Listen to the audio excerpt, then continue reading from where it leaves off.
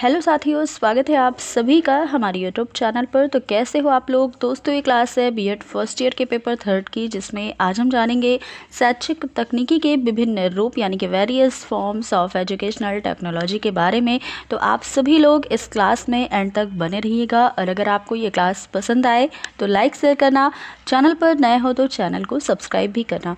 तो चलिए क्लास को स्टार्ट करते हैं। देखेंगे कि शैक्षिक तकनीकी के रूप कौन कौन से हैं। देखिएगा, लम्सडेन के अनुसार शैक्षिक तकनीकी के 3 रूप होते हैं। कौन कौन से। तो पहला है शैक्षिक तकनीकी प्रथम या हार्डवेयर उपागम, जिसे हम हार्डवेयर अप्रोच भी कहते हैं।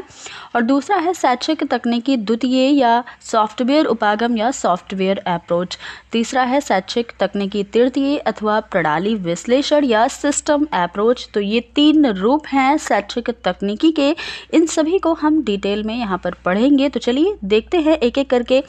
पहला है शैक्षिक तकनीकी प्रथम अथवा हार्डवेयर उपागम। तो ये क्या है, देखिएगा।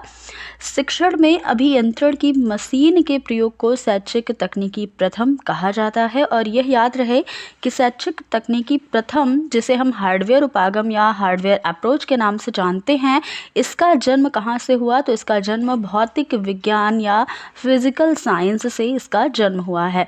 डेविस के अनुसार शैक्षिक तकनीकी प्रथम या हार्डवेयर अप्रोच या हार्डवेयर उपागम शिक्षा और शिक्षण प्रणाली में भौतिक विज्ञान का ही एक क्या है, उपयोग है, जिसके द्वारा शिक्षण प्रक्रिया या टीचिंग प्रोसेस जो है, इसका धीरे धीरे मशीनीकरण किया जा रहा है, ताकि कम से कम समय में थोड़े से थोड़ा धन खर्च करके और ज़्यादा से ज़्यादा विद्यार्थियों को शिक्षित किया जा सके, उन्हें शिक्षा दी जा सके।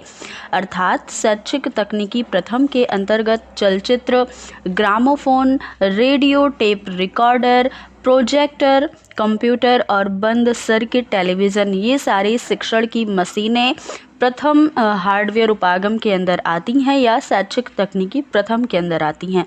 इसके प्रयोग से शिक्षण को अधिक से अधिक प्रभावपूर्ण बनाकर शिक्षण के उद्देश्य को प्राप्त किया जा सकता है। मानवीय ज्ञान के 3 पक्ष होते हैं। कौन कौन से। तो पहला है संचय या प्रिजर्वेशन, दूसरा है हस्तांतरण या ट्रांसमिशन और तीसरा है विकास यानी कि डेवलपमेंट। तो ये 3 पक्ष ज्ञान के होते हैं, मानवीय ज्ञान के। ज्ञान के संचय का इतिहास छापने की मशीनों के आरंभ होने के समय से माना जाता है और इन मशीनों के द्वारा ही ज्ञान को हम पुस्तकों के रूप में संचित कर सकते हैं। यानी कि जो ज्ञान है उसको पुस्तकों में छापा जा सकता है, जो पुस्तकालय में रखी जाती हैं। और आजकल ज्ञान को पुस्तकों के अतिरिक्त टेप रिकॉर्डर और फिल्म, इन सभी में भी संचित करके रखा जा सकता है। मानवीय ज्ञान का दूसरा पक्ष उसका प्रसार अथवा हस्तांतरण करना या ट्रांसमिशन करना है। तो वैसे शिक्षक जो हैं वो अपने विद्यार्थियों को स्वयं से भी ज्ञान प्रदान कर सकते हैं। आजकल ज्ञान के प्रसार में माइक, रेडियो और टेलीविज़न, इन सभी मशीनों का प्रयोग भी हो रहा है। ये तो आप सभी देख रहे हैं, जिससे कई सारे असंख्य विद्यार्थी घर बैठे ही लाभ उठा रहे हैं। इस प्रकार शैक्षिक तकनीकी प्रथम के कारण, या आप कह सकते हैं हार्डवेयर उपागम जो है, इसके कारण अब शिक्षा की प्रक्रिया में आश्चर्यजनक परिवर्तन हो गया है। कई सारे परिवर्तन आपको शिक्षा के क्षेत्र में देखने को मिल रहे हैं और पत्राचार तथा ओपन विश्वविद्यालय में भी शैक्षिक तकनीकी प्रथम की ही देन है। मानवीय ज्ञान का तीसरा पक्ष जो आपने देखा है, विकास या डेवलपमेंट करना। तो इसके लिए शोध कार्यों की व्यवस्था भी की जाती है। शोध कार्य आजकल बिजली की मशीनों तथा कंप्यूटर आदि का प्रयोग करता है। शोध यानी कि खोज। तो इस प्रकार ज्ञान के 3 पक्षों में अब मशीनों का प्रयोग होने लगा है। शिक्षण की प्रक्रिया का यंत्रीकरण हो गया है और शिक्षण की प्रक्रिया में इस यंत्रीकरण को शैक्षिक तकनीकी प्रथम या हार्डवेयर उपागम या हार्डवेयर अप्रोच कहा जाता है। तो ये पहला आपने देखा हार्डवेयर अप्रोच को। अब दूसरा देखिएगा, दूसरा जो रूप है शैक्षिक तकनीकी द्वितीय या सॉफ्टवेयर अप्रोच या सॉफ्टवेयर उपागम को, ये क्या है। देखिए, तो शैक्षिक तकनीकी के इस रूप को अनुदेशन तकनीकी या इंस्ट्रक्शनल टेक्नोलॉजी शिक्षण तकनीकी या टीचिंग टेक्नोलॉजी तथा व्यवहार तकनीकी या बिहेवियरल टेक्नोलॉजी भी कहा जाता है। तो ये तीनों नाम आपको ध्यान रखना है कि सॉफ्टवेयर उपागम को हम अनुदेशन तकनीकी, शिक्षण तकनीकी और व्यवहार तकनीकी के नाम से भी जान सकते हैं।